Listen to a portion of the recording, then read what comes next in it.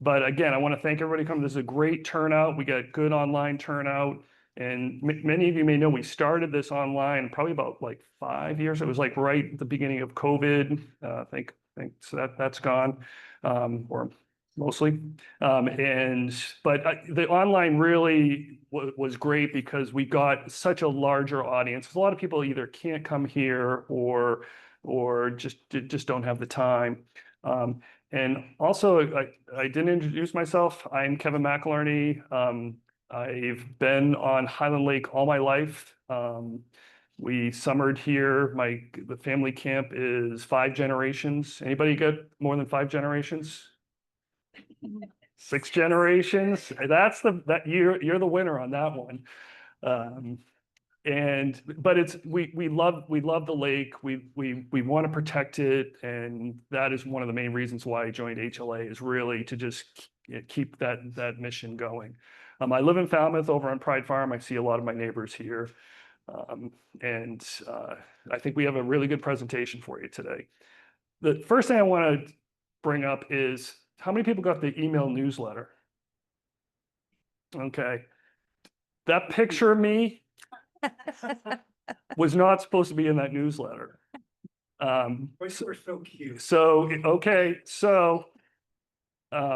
what happened was Tom Verlee, who makes the newsletter, asked me for a headshot, and I sent him a bunch of fine headshots, and I sent him that one as a joke. And for those of you who haven't seen Tom Verlee, this is what Tom Verlee really looks like.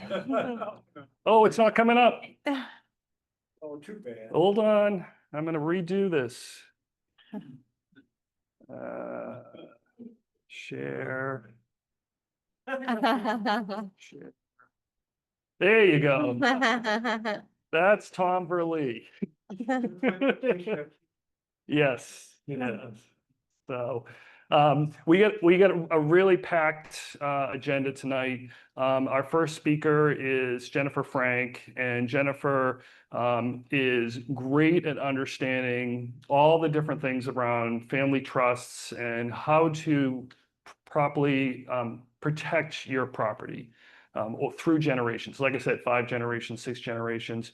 You want that protection because if anybody has ever dealt with long-term care and all the costs and so forth, you quickly lose these family heirlooms. So Jennifer's going to talk through that. I've worked with her on this, and she is great. I'll give an update on a bunch of different topics. Dennis Brown is going to talk about state and local grants that we have been working with road associations as well as individual homeowners. Lauren Bath's going to talk about all the fun activities and soliciting your input on that. Paul McDermott is going to give us an update on the Eagles this year, and then we'll open it up for general Q&A. Before we get started, any logistics questions, or you want to get right into it? All right. So Jennifer, come on up. Thank you. Welcome. Perfect.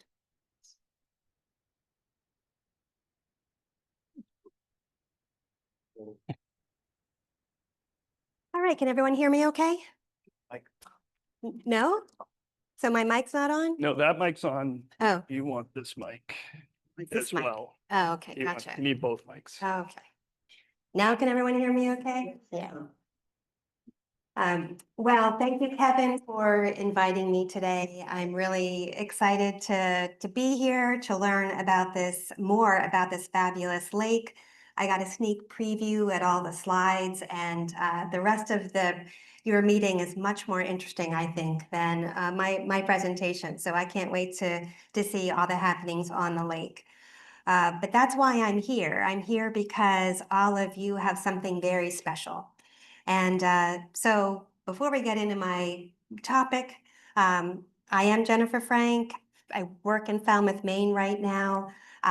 In September, I'll be working in Yarmouth, Maine, opening up my own law firm in Yarmouth starting September 1st.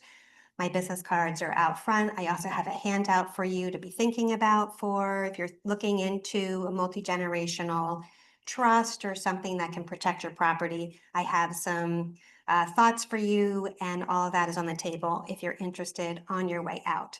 But I spend my days talking to a lot of people about asset protection. That's what sort of estate planning and elder law attorneys do. But when we talk about the family camp, that is so much more than just an asset in your estate. As Mainers, family camps are not just any real estate. It's a place where generations have come, built memories, they've have family traditions and lots of stories all built up into this really special place. So this is a place where it's so unique because young and old come together, and that is so rare today. And you are wanting to maybe pass that wonderful tradition down through the generations. But things can interfere with that. The need for long-term care or family conflict or rising prices all interfere with our ability to transfer property. So we're here today to kind of talk about how we can prevent some of those things from happening to your camp, to your family cottage, and to figure out what kind of tools might work best for you. So we're going to talk first about why we need to plan, and then some of the issues that you should consider in trying to figure out what's best for you, and some of the tools that we use to protect family property. We're going to dial in a little bit about trusts and LLCs. Those are some of the major tools for multi-generational trusts and planning. And we're going to talk a little bit about liability and creditor protection, because sometimes the tool you choose really comes down to your needs in those two areas. And then we'll just finish up on solutions, kind of a couple of ideas of like, if you fit this fact pattern, maybe this type of trust or LLC is best for you. So why plan? Well, as Kevin said, if you go into long-term care, then your property is now going to be vulnerable potentially to the state coming and stating a claim against your property when you die. So a lot of people, 75% of all people in nursing homes are relying on Maine Care. And there's a good reason. Nursing homes are averaging right now over $15,000 a month. It has been a huge jump since COVID. So affording this is for, many years at that rate, hardly anyone can do it. And so people eventually apply for Maine Care. You apply for Maine Care, your camp is not countable if you're renting it or it's your primary residence. But so you get on Maine Care, even though you have the camp, and then you die, and the state says, we'll have that camp, thank you. And your family members don't get it. So that's a really big reason to think about planning. What if your child that you want to give the camp to is relying on public benefits? Maybe your child gets injured. Maybe they get into a car accident and they need to rely on public benefits. Well, now your child has the same issues that you're thinking about, and maybe now the camp is vulnerable to your child's creditors. Well, what if your child gets divorced? You've deeded the property over to your children because that's how I'm gonna get it out of my name. But now someone gets divorced and your property is going to the in-laws, and there goes your legacy. And there can be tax concerns. We'll talk a little bit about taxes today. We're in a really unique time where there's not too many tax concerns for most people in Maine because of the high exemption amounts, but a lot of times we do want to be intentional and understand the tax situation if we kept property or if we gave it away. And if you just leave it to your children, just say, they'll figure it out. Well, you might unintentionally create a whole lot of family conflict. The children may be completely just not able to work in harmony to come up with how to run a camp and to put in appropriate rules and regulations so that everybody can enjoy the same family property. And then last, there just may be not enough money. So if we just give it to the kids and then the kids lose their job and there's no seed money, just don't have a way to support this camp. So these are all the things that we have to think about. And if we think about them, you have the best chance to make sure that that property is passed down through the generations. So there's going to be a couple different strategies that we're going to use. And so we don't just have one option here. So the most important thing for you to do as you think about how you're going to preserve your piece of property is to figure out what is important to you. So for a lot of people, especially for camps that you do want to pass down through the generations, your goal is to provide a structure and management for all of the beneficiaries to operate the camp. And that is, a really important goal. Some of you, though, might think, you know what, I don't have a lot of kids. I, really just want to, my kids live in Indonesia and they're never going to come visit the camp. So your tools you might be thinking, I just want to avoid taxes. I want to maximize my estate so that my children who don't live around here can at least get the benefit of the value of this treasure. You may think that your biggest worry are your own creditors. Maybe you're in a profession that has a lot of liability associated with it. Maybe you just got a diagnosis of Parkinson's or MS, and you are worried about your long-term care needs. So you need to maybe think about doing something with this property. You all may know that if you give away property, after 5 years, the Maine care rules say that, what property? They don't care that you gifted it away, but there is 5 years that have to go by. So if you get a diagnosis and you're early into the diagnosis, thinking about giving away the property and having 5 years go by might be an important strategy for you. Maybe you don't like your daughter-in-law or your son-in-law and don't trust them. And maybe that's the big thing. You want to make sure this property goes to your children and not to your in-laws. So you're not really interested in giving the property outright to your children. Maybe you want to, most important thing to you is to come up with a system for who gets this property in the generations following, making sure that it just goes down the branches. Just your children, then your children's children. And then you have to think about, what about stepchildren? What about half siblings? So just thinking about who you want to enjoy this property. And maybe the biggest thing you're concerned about is control. Everybody is always talking to you about, I'm going to take over the camp, Mom, but maybe you want to come up with a structure where you maximizes your control. So if you can answer those questions, then we're going to have a tool for you to kind of move to protect your property. So let's just talk about taxes real quick. For any of you thinking about giving away your camp as to protect it for generations to come, you might have some gift tax concerns.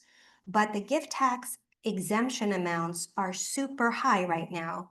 So in 2025, each of us can give away nearly $14 million per person and not pay any gift tax. So it's a great time to gift. If you're married, you can double that. So married couples can give away 28 million. And with the law that just passed, they raised the exemption amount to 15 million. And they made it permanent. The state gift and estate tax rules that we had were always sunsetting every 10 years. We now have a permanent estate tax exemption. Permanent meaning it doesn't automatically by its own terms go away, but we now have an estate tax that's 15 million per person. So 30 million we can give away in our lifetime with no tax. So a lot of the strategies we used to have were back when the estate tax exemptions were $600,000 and we had to pay estate tax if we gifted more than that. But that's just not where we are today. But we don't know where we're going to be in the future. So part of the challenge here is just we don't know what the laws are going to be in the next 10 years.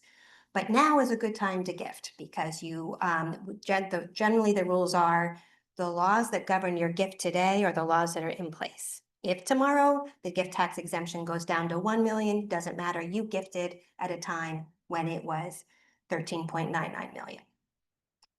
So, but for those of you who do have, estate tax concerns, so gift tax and estate tax are the same creature. Estate tax is when you die, and if your estate is greater than 13.99 million, including all the gifts that you gave away during your life, you get taxed. And the highest tax bracket is 40%. So it is a tax to avoid, but it just doesn't hit a lot of us. Now, Maine does have estate tax as well. So a lot of states don't have that, but Massachusetts and Maine do. And Maine's estate tax exemption is 7 million, so a little bit lower. But the thing about Maine is that once a year goes by after the gift, they don't care about it anymore. Whereas the federal government's always pulling back the gifts. So Maine estate tax is a little bit easier to avoid, but it is there. So that's one kind of tax to consider and when you're thinking about transferring property. The other is if you're thinking that your property is going to get sold, again, all your family members have moved out, no one cares about the camp, it's fallen into disrepair, you're just trying to maximize value, maybe the thing for you is to not give away your camp because there's a rule that you likely know that when you die, all of your assets that are not retirement assets get a new cost basis. So you might have inherited this camp 4 generations ago, so the basis is $1. Like there's no, you basically got it for free. But when it's sold for $2 million, that the capital gain is $2 million. Well, if you die owning that property, then when you then your heirs get that new basis at 2 million. And so they pay no tax if they sell it. And that is one of the biggest tax advantages that you get in life is that step up. All your capital gain wiped out for your beneficiaries. So if you're thinking no one wants this camp, then maybe gifting isn't for you. Or if you do want to gift it, we want to gift it in a way that preserves our ability to get that step up in basis. Again, multi-generations, we don't care because no one's going to sell this property. But if that's not the case, we want to really make sure you get that step up in cost basis. So what are the tools that we're going to use? Well, the first ones I don't want to skip over, and that is that you need a way to distribute your property when you die, and you absolutely need a financial power of attorney. And I can't stress that enough because a financial power of attorney is a pretty easy document to obtain and it's not expensive and it is the most critical document in your estate. And the reason is because all of us don't know if tomorrow's the day that we'll become incapacitated. And if that day comes tomorrow and we're incapacitated, we have no way to protect the camp anymore. Who's going to do all this planning? But you can draft a financial power of attorney that gives your trusted agent the ability to do all this planning for you. They can create trust, give away your assets, and we can put all that language right in the financial power of attorney. So the first thing you want to do is make sure you have a robust financial power of attorney so that if tomorrow happens and you are diminished, people can save the camp for you. So that is really number one. 2 is you definitely want to be intentional about who gets your property. So you want to have a will or a revocable trust. A note about revocable trusts, they are not as common in Maine as they are in other states. Revocable trusts were designed to be probate avoidance tools. They're just there so you can stay away from probate court. But we happen to have a very simple and easy probate state. It's one of the easiest in the entire country. So we don't have all the same reasons to have a revocable trust. We still use them quite a bit, many reasons to use them, but probate avoidance is not one of them. But sometimes we do use it for a family camp because we can have a revocable trust for now. You have full control, and then when you die, it becomes irrevocable, and now we can start our family legacy. So that's sort of where a revocable trust might be handy. So there are tools that you might want that don't really have all that structure and management in them. You want to protect the camp, but you really are looking at protecting that camp from your own creditors, maybe from long-term care costs. You just want to get it out of your estate. So deeding it over to family members gets it out of your estate, 5-year look back, and now we don't have to worry about long-term care. But there's no management, it's exposed to creditors of your children, but at least we solve the issue of your own creditors. For long-term care purposes, it might, if you were deeding it out and you want to be able to still enjoy your camp, it's helpful to retain a life lease. I have life estate here. It's better if it's a life lease if you're thinking about Maine care. And a popular tool for people who don't want to create a trust but want to protect the property from Maine care is adding a family member as a joint tenant. That is actually will protect it from estate recovery, just adding your children to a deed. So it's your simplest solution for people who are like, I just don't want to deal with the whole trust situation. And my kids I trust. And then when they inherit the property, they can kind of figure out the best tool for them. Just briefly talk about the fact that if you do have a spouse who has a long-term care need, you can do some planning in your will that'll protect that camp by putting it in a trust for your spouse. So there's also some ideas there.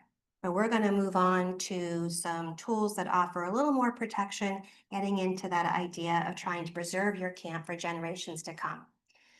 So trusts are a major way that we protect any property. And trusts are basically like a contract. There's a person who funds the trust. We usually call them the grantor or the settlor. There's the manager of the trust. That's the trustee. And then there are the beneficiaries. And so it's like a little rule book on how we're going to manage the money. And trusts work very well for lots of different situations. But there's lots of different kinds of trusts. So an irrevocable trust is means you've given away the property and maybe retained no strings. You can't change it. And that's a really great way to get it out of your name. And in that trust, we're going to talk about the tools to that govern this property for generations to come.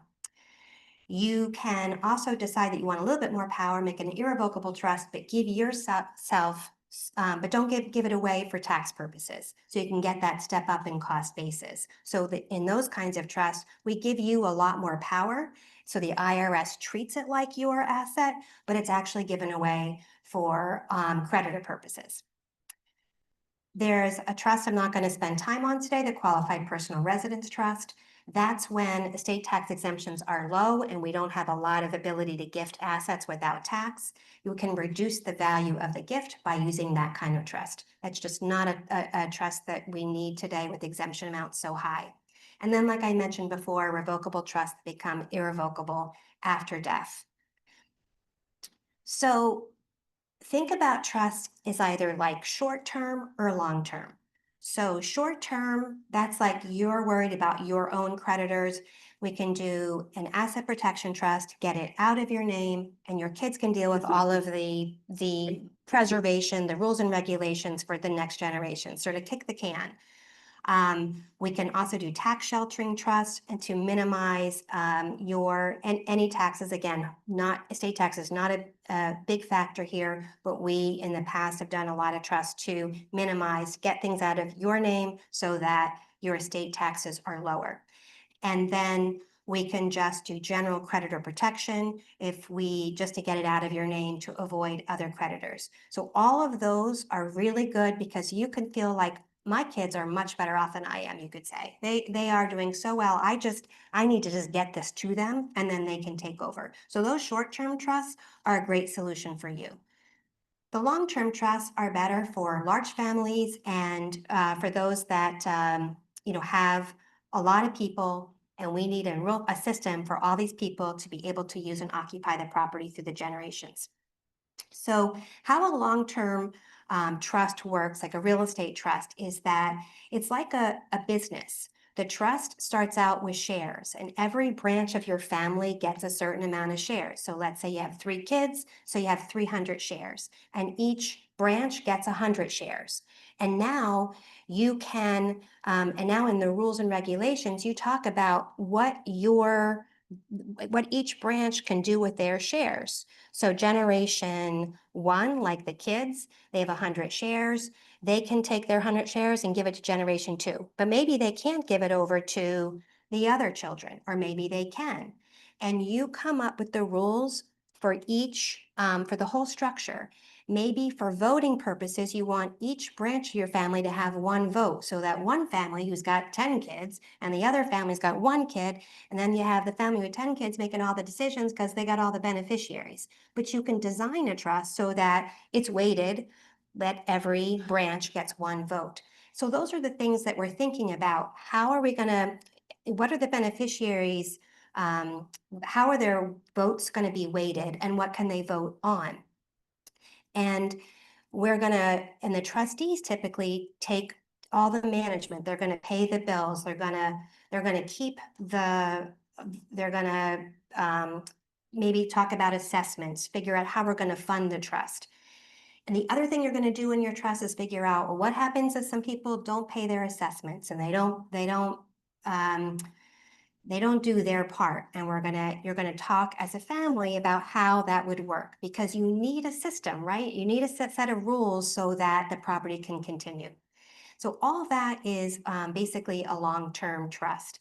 And that works very well. The most important thing, in addition to all the things I just said in a long-term trust, is to make sure you have a way out. Everything you do in drafting has to sort of draft with flexibility. So your dream could be that this is going to pass down for generations to come, and your family might say, I have my own camp. I don't want to be in that camp. They'd rather sell your camp and spend all their time in their new camp.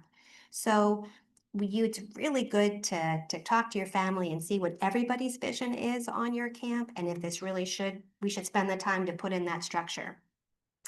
And remember that long-term trusts are great at creditor protection. So once you put it into trust, we're going to be protected from all of the creditors, divorce, bankruptcy, all of that. You have a lot of insulation inside a trust. So that's why they're used quite a bit for legacy. There's also, Maine is very liberal when it comes to the rule against perpetuities. That's a rule that in most states says trust has to end. And I do a lot of work with families who the trust is over, and it's because about 93 years have gone by. And the law is not in favor of things that go on forever. But in Maine, as long as you draft it right in your document that the rule against perpetuities doesn't apply to this trust, you get a freebie. So you just have to know if you want that, and then your trust can last forever until the state of Maine changes its rules. So those are good reasons to have long-term trusts. So LLCs are the other really popular method of passing down your property. And the LLCs gained a lot of favor because you get all the protection like a regular corporation as far as liability. And all of the income that you earn is passed out to the members of the LLC. So from a tax perspective, it can be easier to have an LLC because it's automatically all the taxes passed out to the members. So also, a really common way of using an LLC is that you transfer your property to this LLC, maybe you're the sole member, and now you want to start gifting. Well, you don't have to do extra deeds. You just give these like fractional interests over to the children, and and it's pretty easy to do. And now you can kind of be more in control, kind of give away property slowly and intentionally, and then eventually give away all the interests. And operating agreements in LLCs are very easy to amend. You don't have to amend an entire trust. So LLCs became a popular tool, but they're not good for long-term care planning. There's no protection in an LLC. This is still basically considered an asset for Maine care purposes. So we don't do a lot of LLCs because trusts really get us pretty much everything that an LLC does, but with a trust, we're going to be much more protected if a beneficiary or the person who funded it ever needs long-term care.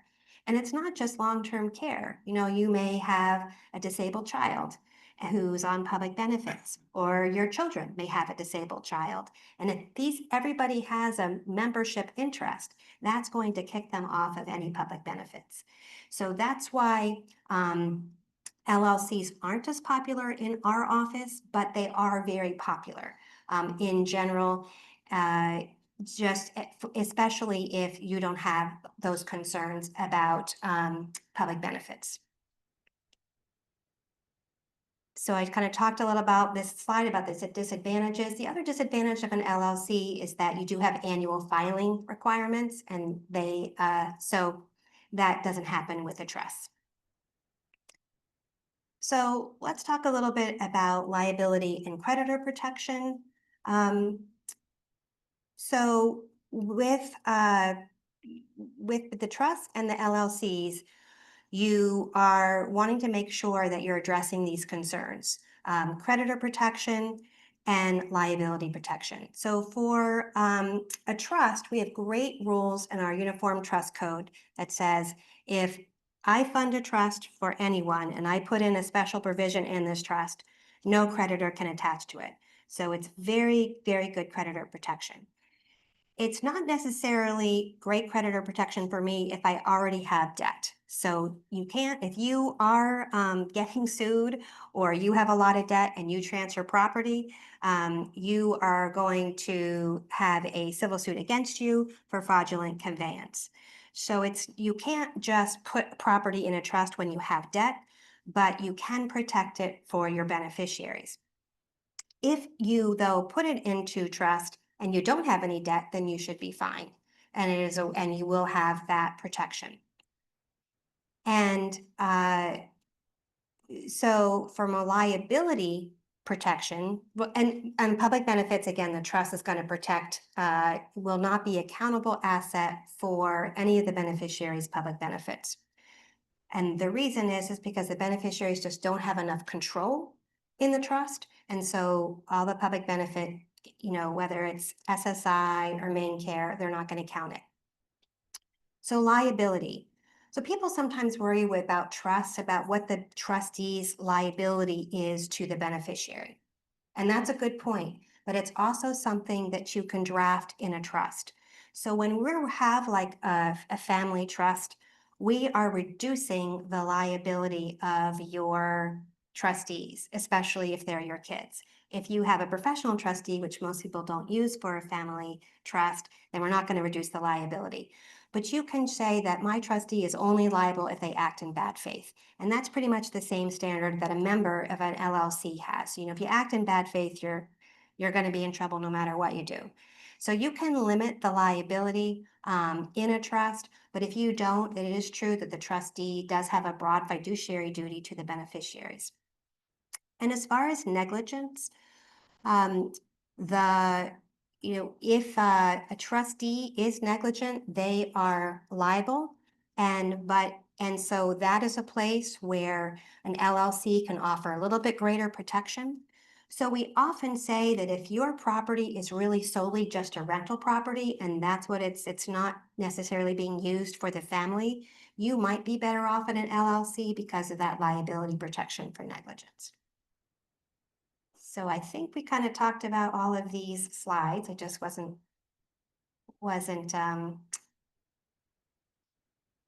switching them. So I think this is all about the trustee liability and that we just talked about. So what solution is best for you?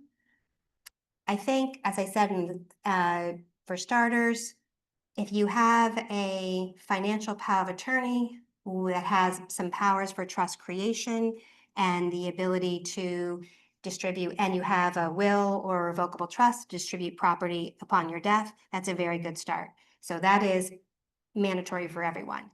After that, if you are not looking for something, not ready to roll up your sleeves and start coming up with this organized structure for how your family is going to manage this property for years to come, then you may want to consider a shorter term trust, like an asset protection trust that'll just protect it for you and your creditors, and then your kids can kind of figure it out and take it over from there. But that's a really important first step, because if you don't protect it from your own creditors, it might never even get to the kids.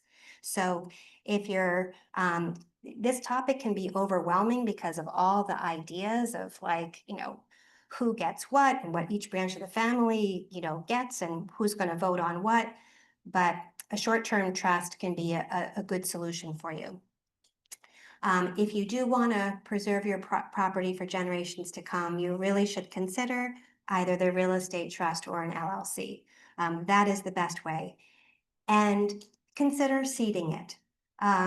It is hard for kids to pay for these camps. And these days, there's just, kids are a little bit more spendy than their parents, and they don't have as much savings to support these camps. And if you can sort of have an endowment, fund it with a bequest showing your dedication to this property and your dedication to preserving, having a place for generations to come for your family to gather, then give it a bequest, fund it, and make it easier for your kids to manage it so they don't have to turn it into a rental property or deal with all those headaches. And as I said, their attorneys differ. We have lots of conferences, LLC versus trust. And we find the estate planning attorneys are doing a lot of trusts, corporate attorneys doing a little bit more LLCs.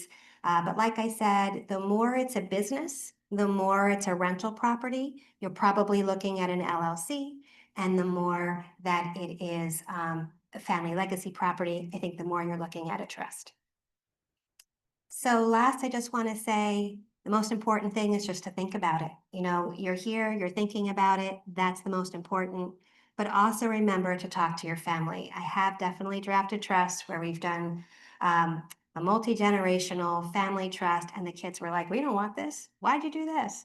So make sure you talk to the kids and figure out as a family what their vision is too. So that's it. Thank you so much.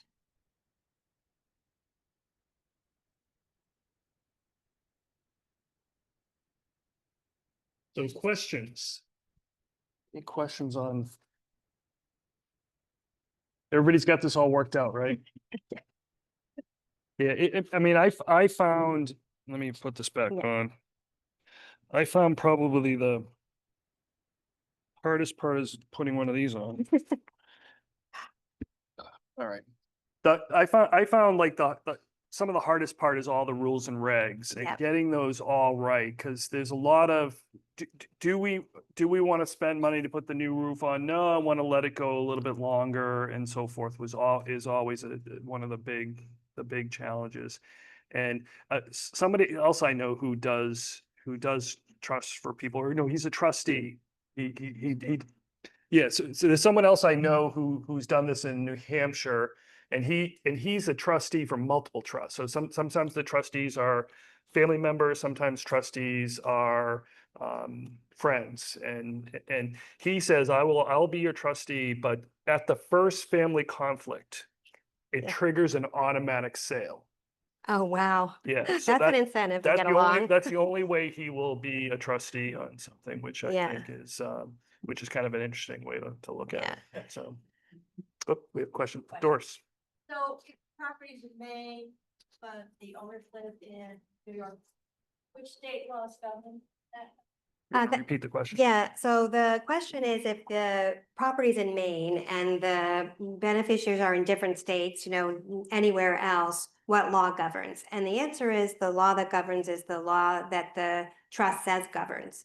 And some people, you can draft a trust where you're like, I think I'll have Delaware laws, apply. So most of the time, a Maine property is going to have the Maine laws apply. Especially because real estate.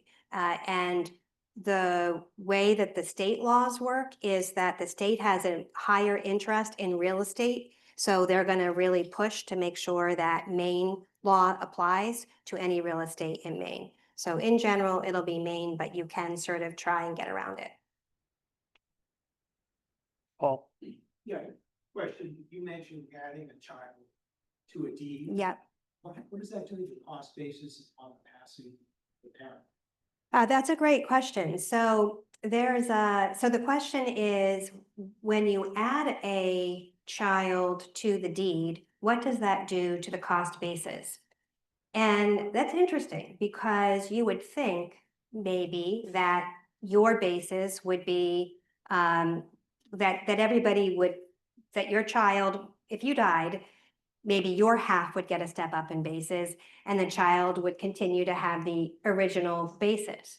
But there's a rule called the Gallenstein rule that says if your child didn't pay anything for this property, then your child's going to get the full step up in basis. So the Gallenstein rule kind of makes it pretty favorable as long as the child is just getting a gift. It does not work for spouses because typically spouses are considered to both having contribute. So if spouses co-own a property, you get a step up in half of the property when the first spouse dies. Do you want to mention the handouts?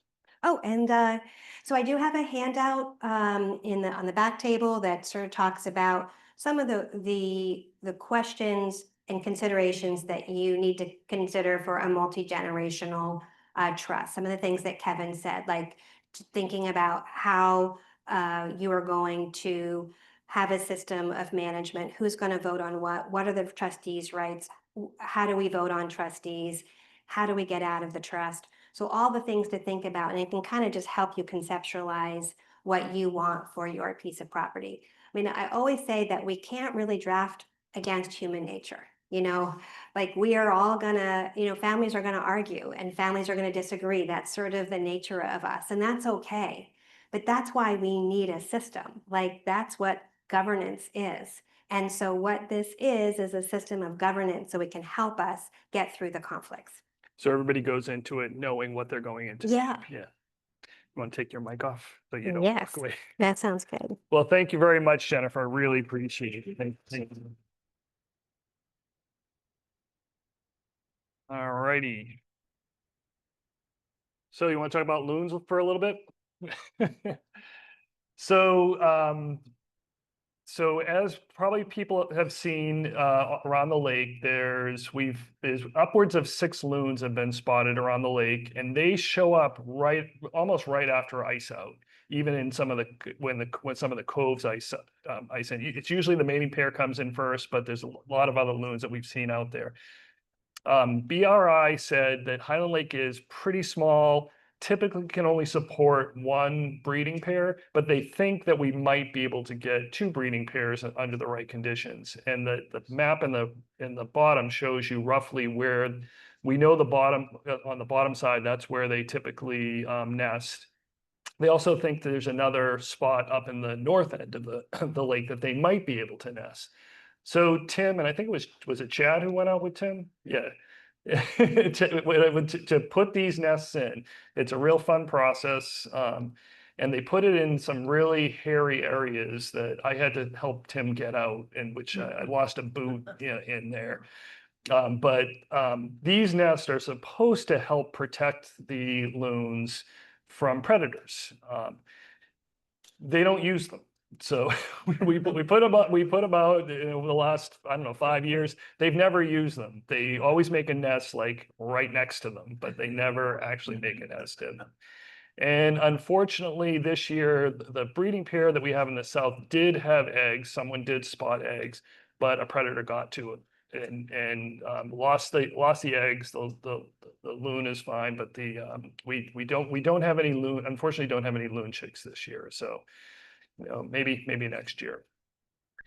Also, the loons are is a very hot topic on our Facebook group for those of you who use the Facebook group. And there's a lot of discussion of what's going on at any given time. And early in the season, there were 6 loons, and someone took this great video of all of them, what looked like playing, and they're swimming around. Well, they weren't. They were boxing. This is loon boxing. They're very predatorial early in the nesting cycle. So when they're coming at each other and they're waving their arms like that, that is a territorial behavior. That typically only happens early in the season. And the other thing people wonder, like, where'd that one go? Where'd that one go? They're very transitory birds. They pack up their bag and they go to other lakes and check it out. And they look for, whether it's for food or for here, a new maid, or they're young, and they just kind of, the bachelors taking a look around. But also late in the season, right around now, they start partying. So we're going to see them all on the lake, and they're going to be friendly, and they're going to be singing their songs and keeping us up at night. But it's beautiful, and it's so we should see a lot more friendly behavior amongst the loons. So I know we did a whole loon talk a couple of years ago, but I wanted to put this out because there was a lot of talk about what's going on here and where did that loon go? And they're very adventurous birds. Alewives. So alewives, as you know, are migratory fish that come into the lake from the ocean to spawn. We don't know if they were ever in the lake, but what we do know is they're a fish that you can actually introduce into a lake, which happened in the early 2000s, right? That's when they first started. They brought young alewives into our lake. They put them in, and they would go out the fish way. They would learn the way that they left. They would go out to the ocean, and then they would come back. And what we saw, and not all the zeros are just they didn't collect data, but what we saw when the first big rush came back, they were in the 40s, 50s, 60,000 were coming in that they were counting, huge numbers. And then around 2020, those numbers dramatically dropped off. And we've been baselining over the last couple of years around 15, 16,000. And the hypothesis of why we don't have as many anymore is they're finding other things upstream. Or they're saying that run up at Millbrook is a really hard run to come up, so I'm going to find some other lake to do along the way to do spawning. So far we've seen this number seems to be you still see the bubbling in the lake. The other thing we didn't have this year was a fish kill, where last year it's, like I said, it's very traumatic for these fish to come up Millbrook, and a lot of them die. They don't make it through the whole process. And if you remember, you'd see these clouds of seagulls that came into the lake, and they would just eating all the dead fish. They're the nature's garbage collectors, and they would clean things up. But this year, again, similar to last year, just no fish kill. So a little bit about the dam. Some people have seen the dam. A lot of people talk about the dam. We've got some really interesting drawings over there of the new dam and all that Tom brought in. So if you want to check it out, but this is our dam. It's made up of multiple components. The first component on the far left of the picture here is the fish ladder. That is where the alewives will come up from Millbrook and go through that.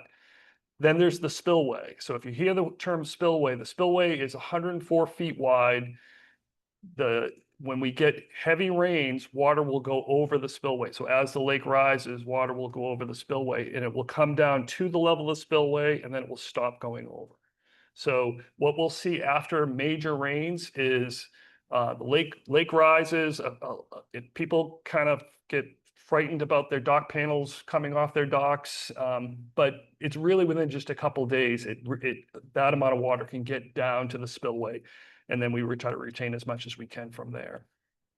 There's also the floodgates. These are only used in a natural disaster. They're not like, I don't like the lake level, so open up the floodgates. These are only used in a natural disaster. It's a really big deal to open these up because yes, they would quickly empty the lake, but the ramifications of what happens downstream in Millbrook is dramatic. So these only get used in the case of an emergency. And then there's the sluice gate that's on the back side of the dam. The sluice gate is used in the wintertime to just keep water running through and Dennis is working with the town of Westbrook because there's a problem with the sluice gate right now that it can't be fully closed. So we're losing some excess water because of that, but that's kind of an ongoing challenge that we have. Water levels are always an interesting discussion. There's too much water. My beach is too narrow. It's too little water. I can't get my boat in. We've had some dramatic water level shifts over the years. Right now, it's about 1.5 inches below the crest of the dam. Yeah, about 1.5 inches below the crest of the dam. That's the black line. And this is a year-over-year picture. You can see we started out in May pretty high. We're now right around where we were last year. The red line is 2024. But just to show you the dramatic difference a year can make, in 2020, we were down close to 13 inches below the dam. That was heavy drought years.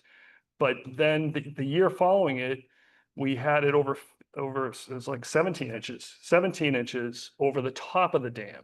So 30 some odd inch difference between year we could see. But you also see on the blue, you can see how quickly the spillway can bring the lake back to roughly dam height as long as we don't get any more rain.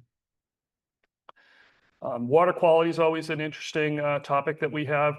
We have this really high-tech method of measuring water quality. We lower a disc in the water and then we look at it. And when we can't see it anymore, then we write that number down.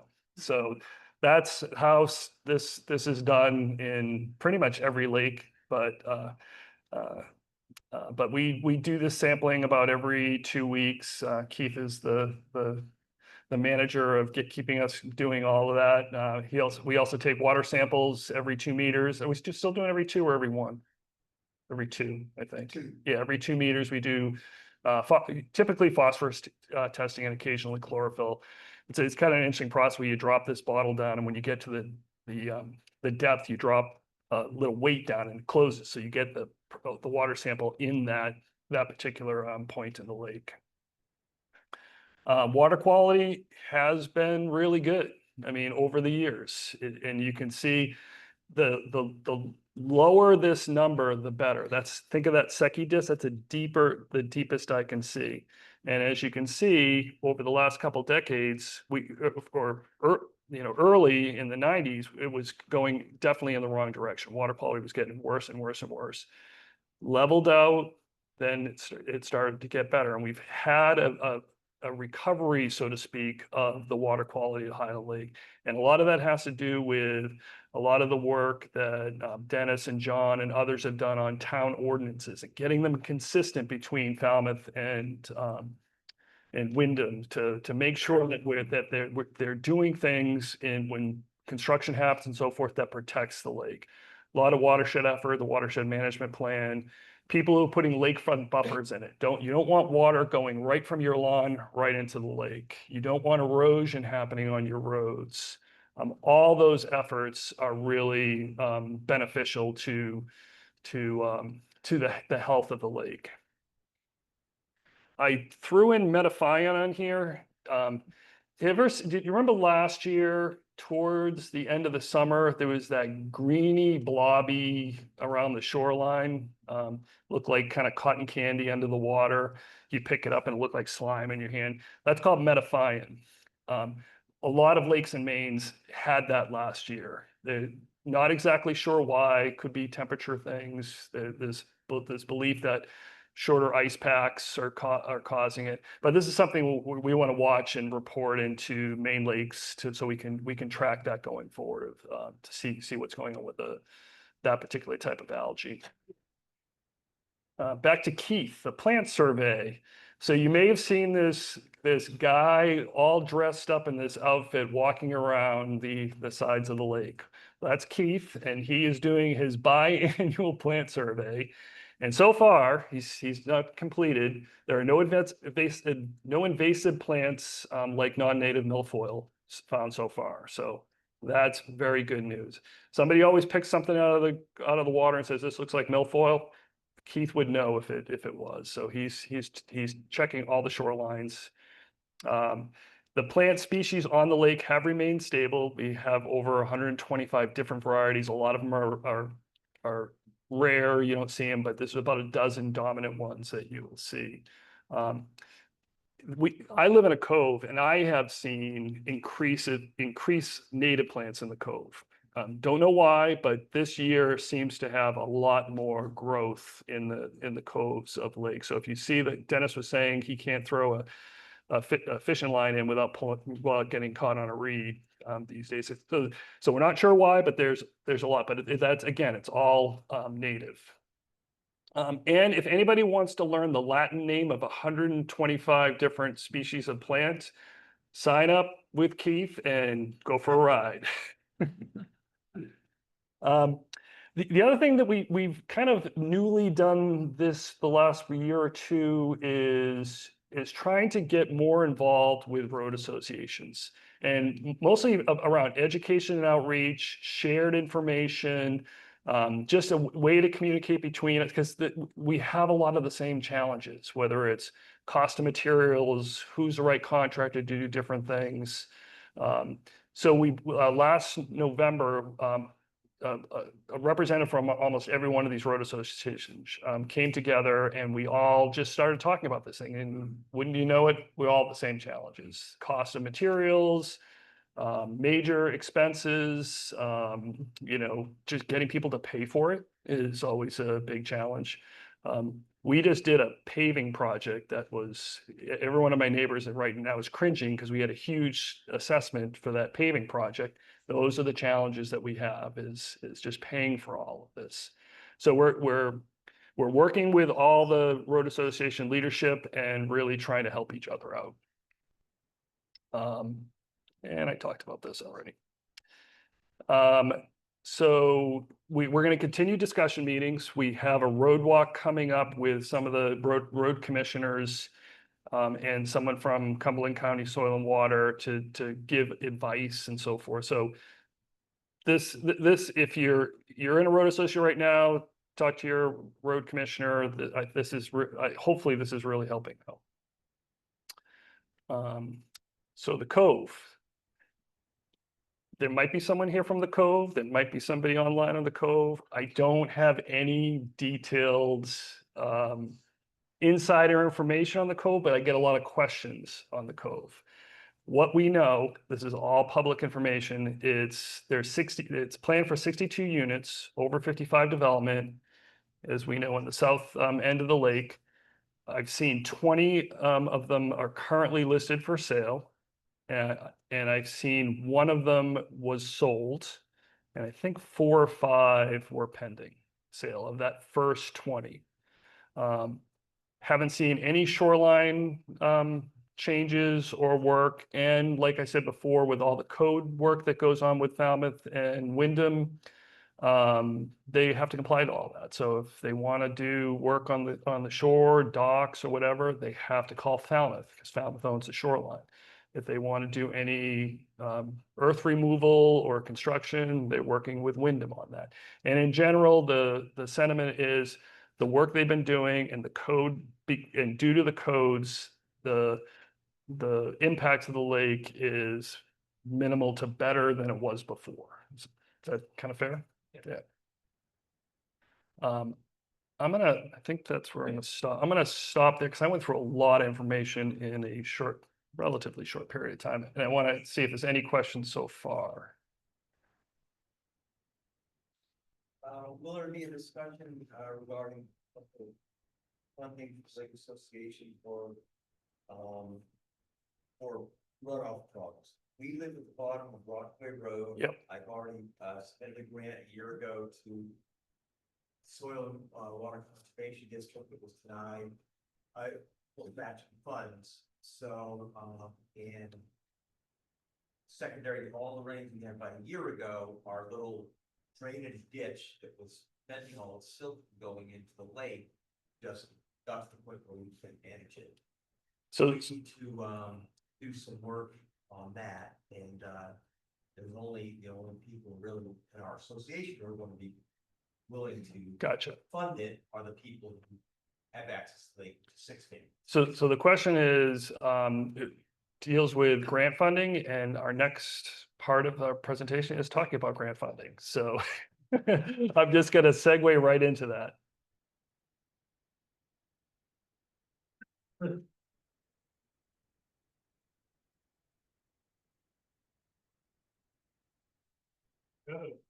Yes. Do you have any information for almost like? That's a really good question. Does anybody know who owns the rooster on the Wyndham side of the lake? That's a really good question, Peter. It all depends on the weather too. Like the other day, it was really hot outside and I didn't hear it. And but it's a chatty little bird. Where's the, which click? Just that one, okay. Well, good evening. For those of you who don't know me, I'm Dennis Brown. I'm past president of the Lake Association. As Kevin said, I wanted to talk to you about grants. So we currently have 2 grants that are available to us. And the first one is a DEP grant called a 319 grant. And we were recently successful in being awarded a grant for $94,000. So that's a pretty substantial amount. There are 10 different projects that are included in this. And we're going through the evaluations to be sure that there'll be funding available, matching funding from the recipient or not the recipient, from the road association or individuals who want to do the project. They'll have to provide matching funds. And so Pride Farm is one, Sunset Road is one, Swan Road, the Vista right-of-way, Pilgrim and Candlewick, and there is a question on Rockaway, and we'll talk about that after this meeting. The second grant that we have available to us won't go forward.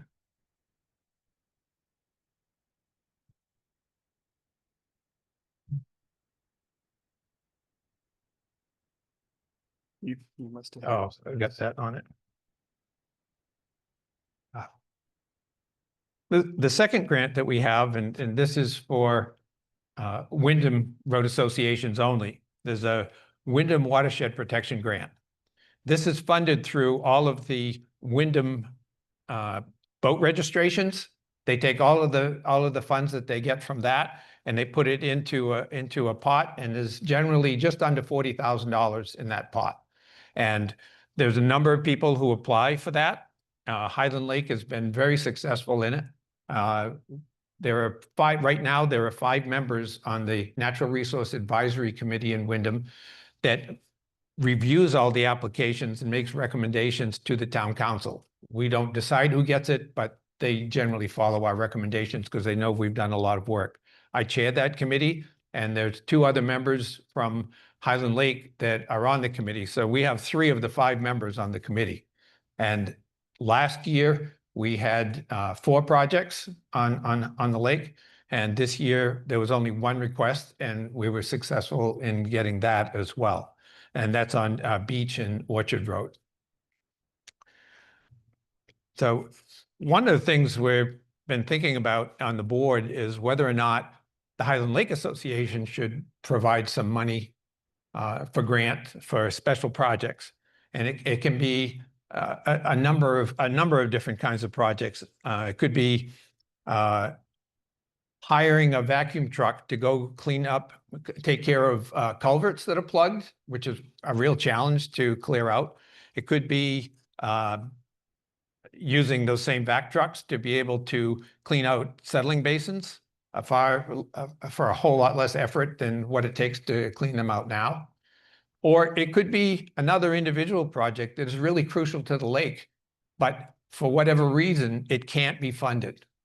And so if it's something that's really crucial to the lake, what we're going to be asking you to do in just a moment is to vote on allowing the board to make a decision on some of those items. And what we're suggesting, at least to try it out for a year and no more than $3,000, and trust the board to make the appropriate decision, that it can't just be routine maintenance that some road association's not doing. It's got to be something that would be a real challenge for that particular area. It could be a result of a major storm, that there was a huge washout, that they weren't able to get it fixed appropriately another way, and it was creating a whole lot of erosion into the lake. So what I want to do is ask for a motion to establish the Highland Lake Association. We're calling it annual, but we're only approving for 1 year, and we'll see how that goes.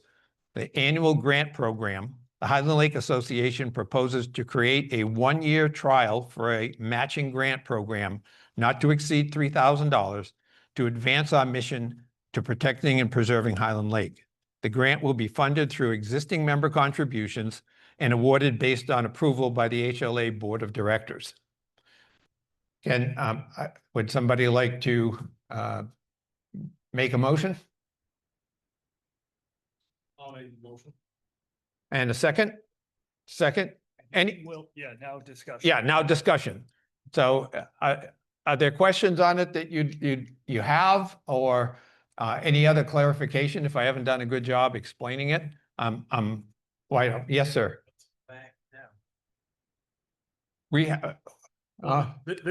This is not emptying the bank. This is for this particular motion. It's just, we're going to start with just a $3,000 grant, and the concept that we're looking at right now, just for this year to try this out, is to do this vac truck project. It's not to fund other projects on the lake. It's really specifically around the vac truck, and we would talk to the road associations, say who wants to participate in this. There'd be matching funds associated with it, and then we'd schedule the vac truck to go to different places. So the whole idea behind this is there are some things that would provide material benefit to the lake that we can't get grant funding through other means. And this is there to specifically meet that niche situation. Culvert cleaning is huge. The grant money doesn't cover Right. the replacement, Right, but a lot of them don't need replacement. right. They're half plugged. Right, and I've heard recommendations to clear them by trying to drag a tire through them. I think on a lot of the culverts that we have, they're shallow enough that there's a really good chance you pull the whole culvert out. So, having somebody with the right equipment to do it would make a whole lot of sense. And are you going to cover finance later? Yep. Yeah, okay, so the question on dollars to do this, we've got funds, and Kevin will be going over the finances later. You might hit a button. There we go. Okay. So before we vote, are there any other questions on this particular topic? So I guess it. Oh, right here? Not fair. For all $3,000 grants, or is it just one this year? Just one. We'll see how it goes. And if it looks like it's working, and the membership is interested in doing it again next year, we can decide whether to do it year over year, or we can decide whether we want to make this an annual fund, as long as our funds hold out. Don't you think it's most appropriate to see the financial statement before you vote on the plan? The financial statement of what funds What we have in our first right now. Yep, and I can pop that up. Very good. So actually, this doesn't have the totals what we have. This has our budget. I apologize. And Mark is our treasurer, and unfortunately can't be here tonight, but I can look it up real quick. But just to put in perspective, we do have plenty of money to fund a $3,000 grant, and I will look up the actual bank that we have. I think we already have even some money in our mitigation fund that's left over from past grants.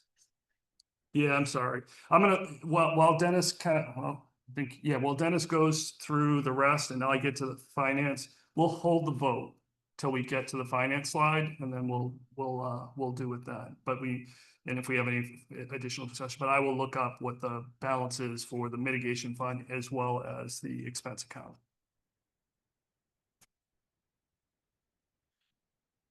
Okay, so we'll get back to the vote in a minute. The other topic that I wanted to, I went too far.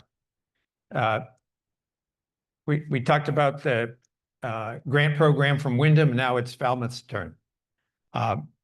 Falmouth just a month or so ago passed a pesticide fertilizer ordinance, and it was put forward by the Falmouth Conservation Commission. The chair of that is Nancy Lightbody, sitting in the back here, and she personally worked on this for over a decade and trying to put it together, met with countless number of applicators, residents, put on workshops, talked with different organizations, Skillings, and those kind of people who sell these products. But the whole rationale for doing this is that what we're finding is that these chemicals that we put to take care of insects, to take care of weeds on our lawn, don't just stay on our lawn. They go into groundwater, they go onto surface water, they get into the lake, and they have an impact on the lake. There's lots of evidence that suggests that kids and pets are significantly impacted on this.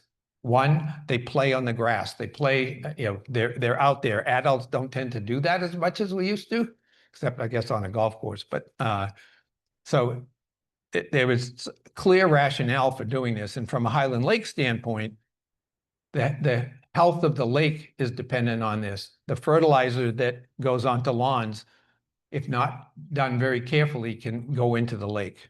And in my own conversations with Cumberland County Soil and Water Conservation District, and I know that Nancy Lightbody has talked with Skillings, who sells fertilizer, they agree that 2 fertilizers a year is probably more than you need. And any more than that is just ripe to get washed into the lake. So, and ultimately into Casco Bay. So there's some serious reasons for doing this. There's an update. A number of citizens were pretty concerned about this. So they got together enough votes, signatures, I take that back, signatures to force a referendum vote on this. So there'll be, even though it is passed and it wasn't going to go into service until next April, there's going to be a vote on it in November. And so they want to kill the whole ordinance. And frankly, what I want you all to do is don't listen to the rhetoric. Read the ordinance. For the people here from Falmouth and those online, read the ordinance. And if you have questions, give me a call, because there's a lot of misinformation out there. There are exemptions. You can take care of vermin. If you've got mice, if you've got brown-tailed moths, if you've got poison ivy, you can do what you need to do to take care of all of those. They thought this through, frankly, better than most of the other, I think, better than most of the other communities around. And not quite a number of cities and towns on Casco Bay already have this kind of ordinance in place. And Falmouth is a little bit late to the party, but that gave Nancy and her team the opportunity to look at what the others had done and don't step into the same potholes, but to put together something that would work and still allow people to take care of the real problems, but not end up putting a whole lot more chemicals into the ground, into the surface water, et cetera. So there will be a vote this November on that, and we'll see how that goes. There's some public hearings coming up. It's possible it gets voted down even before the November by the town council. So we'll see how that goes. But Falmouth people, I ask you, please vote on this. And I know how I'm going to vote, and I'm not asking you to follow me. I'm asking you to read the ordinance and see what you think. What was been a big deal on all of this is that with the exemptions. And I'll just quickly cover a few of them.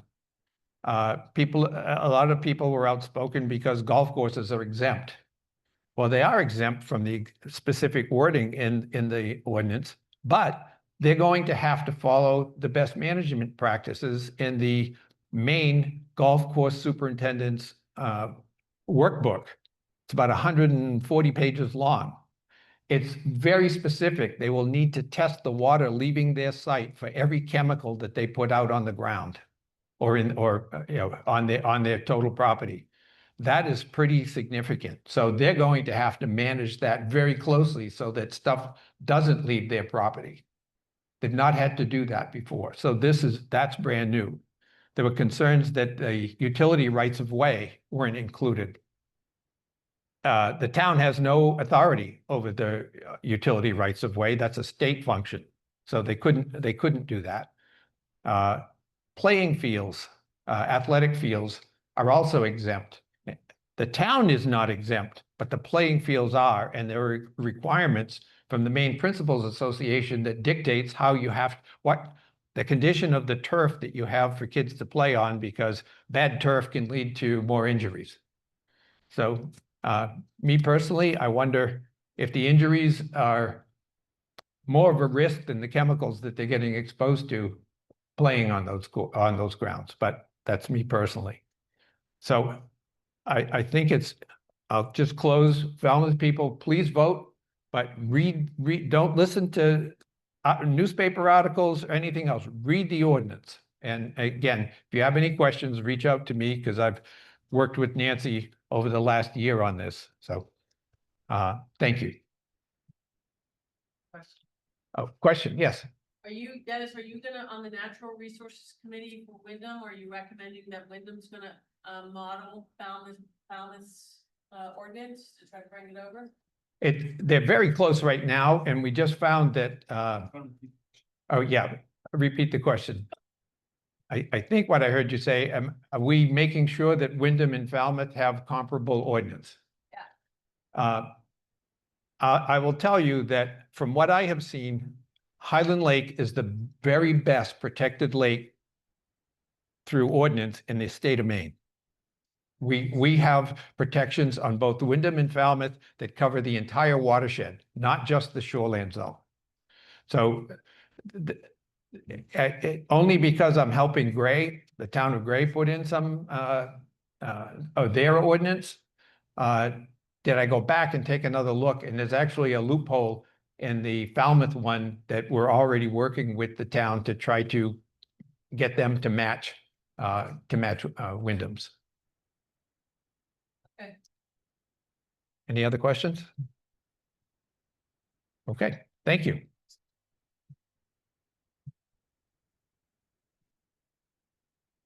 I'm gonna take your mic off. Yeah. Or not. Comes off easier. Yeah. Okay.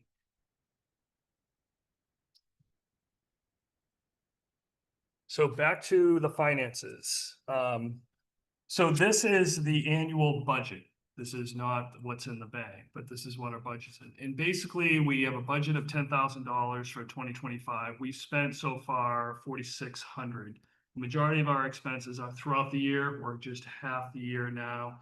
So we have insurance that still has to be paid, liability insurance and so forth. And we also have some boat costs because the boat is having problems. So people are using mine right now. And also just a lot of the water quality testing. Donations, we're shortfall on donations, but I bet you today made that up. This doesn't include all the dues and donations that came in today. The question related to, do we have money to fund the mitigation? Yes, we have a mitigation fund that's been established that has $8,000 in it right now. Our expense account has $18,000 in it, so we have plenty to cover the budgeted expenses, and we have a $30,000 reserve that we have for major expenses if they come up. The main reasons we typically run a surplus on dues versus our expense, and the primary reason behind that is we have a ton of volunteers. And where a lot of lakes pay for a lot of this water quality testing, we have volunteers do it. Where we also don't have a lot of expenses like milfoil mitigation and things like that. So we're lucky, but that doesn't mean that something can't happen, that we suddenly have to have a lot of expenses. So that is why we have the reserve funding in place. So do we have the cash? Yes, we have the cash to fund this grant, and that's why we wanted to try it for 1 year. So I want to go back to the motion and see if there are other questions before we voted on this. Okay, it's been moved and seconded, and there are no other questions related to this. Those in favor of establishing a grant program start not to exceed $3,000. Those opposed? Okay, it passes. All right, let me kind of buzz through another housekeeping, which is the voting for. This is ridiculous. Voting for the board of directors. We don't have any changes this year. We don't have, this is a bit of a formality. We have people who have been on the board and their terms expired, and I think everybody re-upped. So this is essentially just to re-up the current board members that term expires in 2025. So I need a motion to elect a slate of nominees. And seconded? Seconded, all in favor? All right, very good, thank you. So Lauren's gonna tell us all about the fun paddles. I've done this, it's a lot of fun. If you haven't done it, you have to do it, because it's really neat to go all the way down the end of the lake and see, and then just hang out with a bunch of great people. Yeah, go. Oh, look at you. Thanks, Kevin. Yeah. Roll high. Can you all hear me okay? Pretty good. All right. Oh, no. Okay, there we go. Perfect. Yeah, so I'm Lauren. This is my 3rd year on the board. Like Kevin said, the paddles are super fun. Show of hands, who has actually done a paddle with us? Not too many hands, but that's okay. Maybe this presentation will change that. Maybe next year, every hand will be up. So upcoming for this year, we've got our Saturday paddles. So the 3rd paddle of each month. So in just 2 days from now, July 19th, Saturday morning at 9:30 a.m., we have our July paddle, followed by the next one in August. And the way that we advertise these paddles is through Facebook. Does anybody here not have a Facebook account? So we've got a couple non-Facebookers, but they are also advertised in our newsletters, which do get sent out via email. However, the Facebook account is definitely going to be the most accessible way to find out about the paddles and other upcoming events. So if you are not following our Facebook page, I did find out from a few of you guys, especially some of our newer lake members today, I would recommend going to Highland Lake Association _community and then joining our group. Like I said, all of our events are highlighted within the page. So we've got our paddle for this Saturday coming up. We also have a group nature walk coming up in the fall time. So sometimes it's nice to do something off the lake as well, but it's a really nice way to meet your fellow lake neighbors, community members, and you don't even have to live on the lake in order to join our paddle, right? So if you have any friends, want to bring your pets, Kevin's brought his dogs in the past. Sometimes I like to bring my family's little dogs. It's a fun time. And you can see from the pictures here, we're clearly having a blast. All right, so where do we meet for these paddles? So known as the Narrows. If you can't really picture in your mind where this spot is, I'm happy to kind of connect with you after this presentation and kind of just chat through, or, you know, always find a way that we can get everyone out there. So this is on the eastern side of the lake. Again, it's called the Narrows. You will see that hazard marker there. Any questions about where that location is or the paddles in general? No. Oh, Dennis has a question. Not a question, Oh. just that this isn't a race. No, this is not a race. Thank you for bringing that up. This is a very leisurely paddle. We are a no drop group. So everybody that goes out with us, we will all go back together unless you are super speedy and you're like, I need to speed up. And that's fine. I won't take offense. So yeah, super friendly. We're not competitive. And yeah, so a lot of times we do get to see fun nature things like the eagle nests or just eagles flying about. A lot of times we'll go out to the fish dam or see the fish ladder at the dam, which Kevin had showed us earlier in the presentation. So it's a really fun way to get to explore parts of the lake that you might not otherwise venture out to on your own.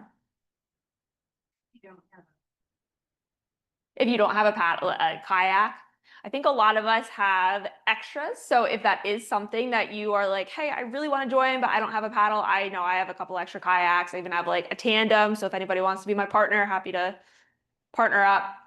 Paddle boards are also welcome. So any other questions? That was a really good thought, Betsy. No. All right, so in case you missed it, so like I said, we do some of those paddles, right? But there are also other events that we have done that, you know, maybe in the back of your mind you can think about for next year. So earlier this season, we hosted a little nature walk. This was back in May. This is at the Suckfish Brook Conservation Area. This is a nice little morning. There were about 5 or 7 folks who were able to make it out that day. So just another example of things we can do off the lake. We also had an evening paddle on Thursday, June 12th. So it was a nice sunny night. A few of us were able to kind of catch the sunset. But I would also love to open it up to hear what other folks would like to see or would like to do. Yes. Mm-hmm. My grandchildren loved it. I haven't seen it happen since. You're right. So we didn't host it this year, but last year we did have that advertised as well as the year before. Are we doing that still? We had no participants last year. Right. Yeah, but we did advertise it. I picked up all the ice cream sandwiches to give out, so I know. Hannaford's was very generous. Yeah, but thank you. That's great feedback that they obviously did enjoy it. Any other questions? No. Okay. So we'll see you all out there on Saturday morning at 9:30. All right. And as always, if it looks like it's iffy weather, maybe check the Facebook and you'll probably see maybe it's canceled. Maybe we're going to postpone it. But yeah, hope to see some of you guys out there. And now I'm going to pass it over to Paul. Thank you.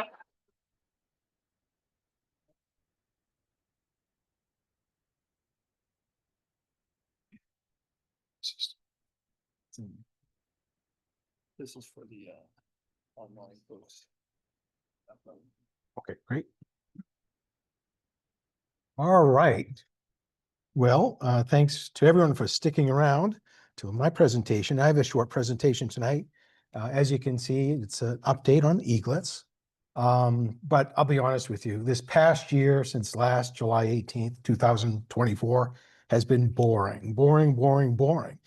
But sometimes boring is a good thing. So in the past 12 months, we haven't had the death of an adult eagle to probable avian flu. We haven't had 3 100-year storms over 120 days that demolished an eagle nest. So boring is good in this case. As you can see from the title, eaglets.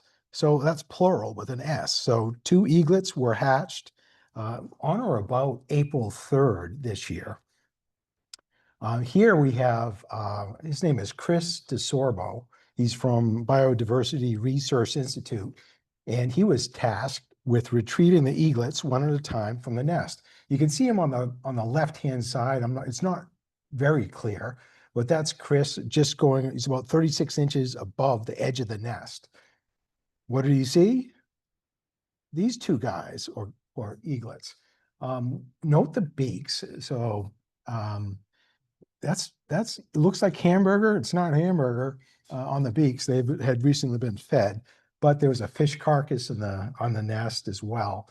But these are the 2 eaglets that were fledged. I got some data from BRI with regard to the the eaglets that were banded here. This is D06. So each eaglet is banded one leg with a state tag or a state band, and the other leg with a federal tag for national. They put a hat over the eagle's face so that he doesn't see and get spooked by the humans. Again, here's some of the data, 8 weeks old as of June 3rd. Largest chick was about 10.5 pounds. The other one was just about 8 pounds. The measurements of the tail, those are standard across the eagle banding industry or groups. So they measure the tail, the 8th primary wing feather. And again, the tags were D06 and D29. Here I am, I'm holding, this is kind of a last minute thing where I said, hey, can I hold one? And I didn't have any protective gear. They just kind of threw them at me, not threw them at me, but I got them all of a sudden. And I started to look down and one of the biologists said, hey, don't, because of that beak. I was in shooting range of that. But check out the talons on this eaglet. And this is the smaller of the two, but those talons are just tremendous weapons. I included this slide just to give you some perspective about the nest. So the nest is above my head. That's about 95 or 100 feet in the air. So Chris DeSorbo this year climbed up, retrieved the eaglets one at a time, lowered them to the ground for the banding. Also, you can see one of the biologists, or actually an intern, who was involved with taking blood samples, measuring beaks, measuring talons, and again, tail, different feathers that are standard measured. So people have asked me, well, what do they sound like?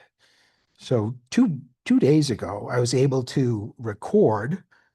I was walking close to the nest, and I was able to record the two eaglets. Now they're very loud. So with one eaglet, that's loud, but two eaglets are super loud, and it's kind of like an exponential function as far as the volume. They start about 4:30 in the morning, and calling out to whom I don't know. But here's what they sound like. My footsteps. Yeah, and so that's, you don't sleep, I don't sleep with my windows open. It is quite loud.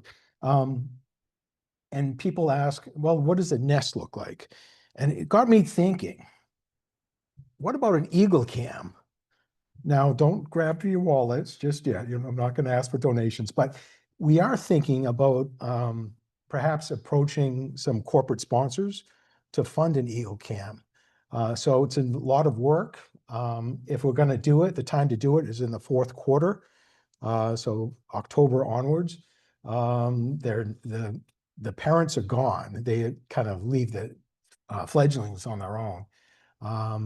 And it would involve a pretty significant project as far as getting the material up to the top.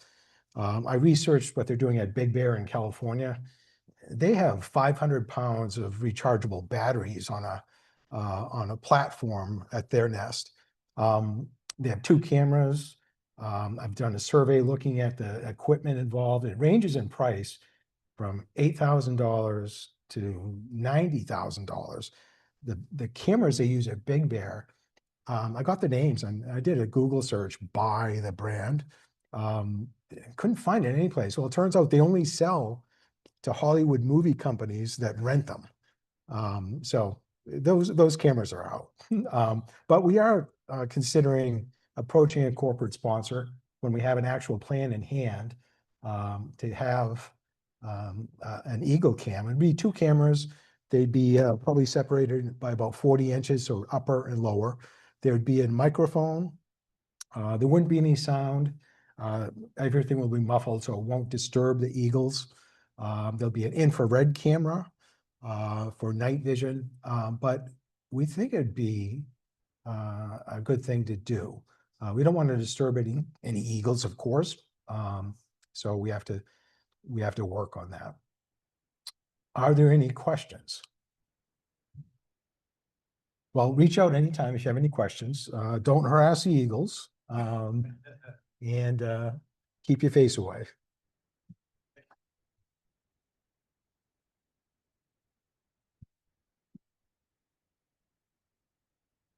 Thanks, Paul. Okay, well, we're running low on time, so I'm gonna summarize this one real quick because this is just the last piece. And I want to talk a little bit more about this. We're gonna send out some newsletters and on Facebook to see what just kind of get some education out. But this year we had some really interesting phenomena, with the whole aurora. But one of the challenges I noticed, I woke up and got to, is the light pollution around the lake is really increasing. We get the Wyndham and the town light pollution that there's nothing we can do about, but there's far more spotlights pointing at the lake, rope lights that are just on all night when no one's in their front yard, people running with their pontoon boat docking lights on. The amount of light pollution in the lake is dramatic. It really has changed the sky since I've lived here. I mean, we used to be able to see the Milky Way at night, and now it's really hard to do that. So this is more of an education outreach effort to say there are things that we can do to minimize light pollution around the lake. Don't leave spotlights on all night. Yes, it lights up your yard and it looks good from your yard, from your house, but it's horrible from the lake. It really destroys a lot of the sky viewing on the lake. So there's a lot of information out there that we'll be sharing that there are things that people can do that are fairly simple, that points lights down, don't point them out. It's very simple things around dark sky. Other lakes are starting to do this as well because people are seeing this more and more with the amount of light pollution around the lake. And I think for those of you who do enjoy the night sky, I think you'd really appreciate this. So again, more of this information is going to be coming. So a little bit over, but I want to thank everybody for coming. This is very helpful for us to have this dialogue, to hear from you, and to see what else we can do to help push our mission. So thank you. Thanks, everybody.